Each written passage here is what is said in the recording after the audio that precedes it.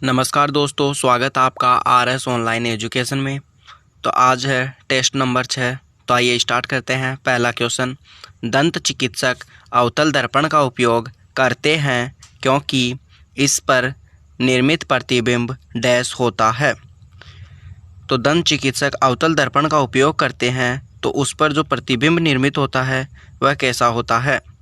तो बताइए इसका राइट आंसर क्या हो जाएगा। तो इसका राइट आंसर हो जाएगा ऑप्शन नंबर 4, आभासी एवं बड़ा। तो दंत चिकित्सक अवतल दर्पण का उपयोग करते हैं क्योंकि इस पर निर्मित प्रतिबिंब आभासी एवं बड़ा होता है। आगे बढ़ते हैं क्वेश्चन नंबर 2 में। क्वेश्चन नंबर 2 है, 80 किलोग्राम की वस्तु को 40 मीटर की ऊंचाई तक लगभग 50 सेकंड में ऊपर उठाने हेतु आवश्यक औसत शक्ति डैश होगी। तो 80 किलोग्राम की वस्तु को 40 मीटर की ऊंचाई तक लगभग 50 सेकंड में ऊपर उठाने हेतु आवश्यक औसत शक्ति डैश होगी। तो बताइए इसका राइट आंसर क्या हो जाएगा। तो इसका राइट आंसर हो जाएगा ऑप्शन नंबर 2, 640 जूल प्रति सेकंड। आगे बढ़ते हैं क्वेश्चन नंबर 3 में। क्वेश्चन नंबर 3 है, प्रोटीन की जानकारी प्रदान करने वाले डीएनए के भाग को डैश कहा जाता है। तो बताइए प्रोटीन की जानकारी प्रदान करने वाले डीएनए के भाग को क्या कहते हैं। तो इसका राइट आंसर हो जाएगा ऑप्शन नंबर 4, जीन। तो प्रोटीन की जानकारी प्रदान करने वाले डीएनए के भाग को जीन कहा जाता है। आगे बढ़ते हैं क्वेश्चन नंबर 4 में। क्वेश्चन नंबर 4 है, लैंगिक प्रजनन के दौरान जब दो अलग अलग जीवाणु कोशिकाएं संयोजित होती है तो वे डैश का निर्माण करती है। तो बताइए इसका राइट आंसर क्या हो जाएगा। तो इसका राइट आंसर हो जाएगा ऑप्शन नंबर 4, युग्मनज। तो लैंगिक प्रजनन के दौरान जब दो अलग अलग जीवाणु कोशिकाएं संयोजित होती है तो वे युग्मनज का निर्माण करती है। आगे बढ़ते हैं क्वेश्चन नंबर 5 में। क्वेश्चन नंबर 5 है, उस प्रक्रिया का नाम क्या है जिसके द्वारा कोई धातु अपने आसपास उपस्थित नमी, एसिड इत्यादि द्वारा प्रभावित होती है। तो बताइए इसका राइट आंसर क्या हो जाएगा। तो इसका राइट आंसर हो जाएगा ऑप्शन नंबर 4, संक्षारण। तो उस प्रक्रिया का नाम संक्षारण है जिसके द्वारा कोई धातु अपने आसपास उपस्थित नमी, एसिड इत्यादि द्वारा प्रभावित होती है। आगे बढ़ते हैं क्वेश्चन नंबर 6, बल और विस्थापन का गुणनफल कहलाता है। तो बताइए इसका राइट आंसर क्या हो जाएगा। तो इसका राइट आंसर हो जाएगा ऑप्शन नंबर 4, कार्य। तो बल और विस्थापन का गुणनफल कार्य कहलाता है। आगे बढ़ते हैं क्वेश्चन नंबर 7 में। क्वेश्चन नंबर 7 है, निम्न धातुओं में से कौन सी कक्षीय तापमान पर द्रव अवस्था में होती है। तो निम्नलिखित में से वह कौन सी धातु है जो कक्षीय तापमान पर द्रव अवस्था में होती है। तो बताइए इसका राइट आंसर क्या हो जाएगा। तो इसका राइट आंसर हो जाएगा ऑप्शन नंबर 2, पारा।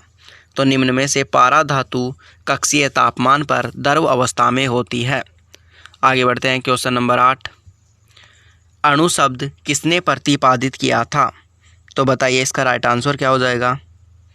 तो इसका राइट आंसर हो जाएगा डेमोक्रिटस। तो अणु शब्द डेमोक्रिटस ने प्रतिपादित किया था। आगे बढ़ते हैं क्वेश्चन नंबर 9 में, निम्न में से कौन सा तत्व मेंडलीव की आवर्त सारणी में एक निश्चित स्थान नहीं पा सकता। तो बताइए इसका राइट आंसर क्या हो जाएगा। तो इसका राइट आंसर हो जाएगा ऑप्शन नंबर 4, हाइड्रोजन। तो निम्नलिखित में से हाइड्रोजन मेंडलीव की आवर्त सारणी में स्थान नहीं पा सकता। आगे बढ़ते हैं क्वेश्चन नंबर 10 में, निम्न में से कौन सा एक तरल स्थायी उत्तक नहीं है। तो बताइए इसका राइट आंसर क्या हो जाएगा। तो इसका राइट आंसर है ऑप्शन नंबर 3, जाइलम। तो निम्न में से जाइलम एक तरल स्थायी उत्तक है, उत्तक नहीं है। अगर दोस्तों वीडियो पसंद आए तो वीडियो को लाइक करना और अपने दोस्तों के साथ शेयर करना, और अगर चैनल पर पहली बार आए हो तो चैनल को सब्सक्राइब करना और ऑल नोटिफिकेशन ऑन कर लेना। आगे बढ़ते हैं क्वेश्चन नंबर 11 में। क्वेश्चन नंबर 11 है, शक्ति को किस रूप में व्याख्यायित किया जाता है? तो बताइए इसका राइट आंसर क्या हो जाएगा? तो इसका राइट आंसर हो जाएगा ऑप्शन नंबर 3, कार्य करने की दर अथवा ऊर्जा स्थानांतरण की दर को। आगे बढ़ते हैं क्वेश्चन नंबर 12, टंगस्टन का गलनांक है। तो बताइए इसका राइट आंसर क्या हो जाएगा? तो इसका राइट आंसर हो जाएगा option number first, 3380 degree Celsius tungsten का गलनांक है। आगे बढ़ते हैं क्वेश्चन नंबर 13 में, निम्न में से कौन सा उच्च तापमान पर आसानी से ऑक्सीकृत नहीं होता है या जलता नहीं है? तो बताइए इसका राइट आंसर क्या हो जाएगा? तो इसका राइट आंसर है ऑप्शन नंबर 4, मिश्र धातु उच्च तापमान पर आसानी से ऑक्सीकृत नहीं होते हैं या जलते नहीं है। आगे बढ़ते हैं क्वेश्चन नंबर 14 में, ऑक्टेटस का न्यूलैंडस सिद्धांत केवल डैश तक लागू होता है? तो ऑक्टेटस का न्यूलैंडस सिद्धांत किस तक लागू होता है? बताइए इसका राइट आंसर क्या हो जाएगा? तो इसका राइट आंसर है ऑप्शन नंबर 3, कैल्शियम। तो कैल्शियम ऑक्टेटस का न्यूलैंडस सिद्धांत केवल कैल्शियम तक लागू होता है। आगे बढ़ते हैं क्वेश्चन नंबर 15 में। क्वेश्चन नंबर 15 है, विसरण के बारे में निम्न में से क्या सही नहीं है?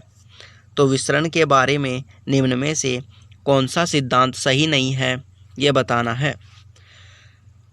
तो बताइए इसका राइट आंसर क्या हो जाएगा? तो इसका राइट आंसर है ऑप्शन नंबर फर्स्ट, गैसों के विसरण की दर उनके आयतन पर निर्भर करती है। तो विसरण के बारे में निम्न में से फर्स्ट ऑप्शन सही है कि गैसों के विसरण की दर उनके आयतन पर निर्भर करती है। आगे बढ़ते हैं क्वेश्चन नंबर 16, निम्न में से कौन सा प्रकाश संश्लेषण के लिए आवश्यक नहीं है? तो बताइए इनमें से प्रकाश संश्लेषण के लिए क्या आवश्यक नहीं है? तो इसका राइट आंसर हो जाएगा ऑप्शन नंबर सेकंड, ऑक्सीजन। तो निम्न में से ऑक्सीजन प्रकाश संश्लेषण क्रिया के लिए आवश्यक नहीं है। आगे बढ़ते हैं क्वेश्चन नंबर 17 में, यांत्रिक ऊर्जा होती है। तो बताइए इसका राइट आंसर क्या हो जाएगा? यांत्रिक ऊर्जा क्या होती है? तो इसका राइट आंसर है ऑप्शन नंबर 3, किसी वस्तु की गतिज ऊर्जा और स्थितिज ऊर्जा का योग ही यांत्रिक ऊर्जा है। आगे बढ़ते हैं क्वेश्चन नंबर 18 में, व्हिटकर द्वारा प्रतिपादित 5 किंगडम वर्गीकरण में निम्न में से कौन सा समूह शामिल नहीं है? तो व्हिटकर द्वारा जो प्रतिपादित 5 किंगडम वर्गीकरण है उसमें कौन समूह शामिल नहीं है? तो बताइए इसका राइट आंसर क्या हो जाएगा? तो इसका राइट आंसर है ऑप्शन नंबर 4, प्रोटोजोआ। तो व्हिटकर द्वारा प्रतिपादित 5 किंगडम वर्गीकरण में प्रोटोजोआ शामिल नहीं है। आगे बढ़ते हैं क्वेश्चन नंबर 19, प्रोटीन संश्लेषण में सार इवेंट से एक डैश का निर्माण होता है। तो बताइए निम्न में से कौन सा राइट आंसर है? तो राइट आंसर हो जाएगा ऑप्शन नंबर 3, mRNA प्रति। तो प्रोटीन संश्लेषण में सार इवेंट से एक mRNA प्रति का निर्माण होता है।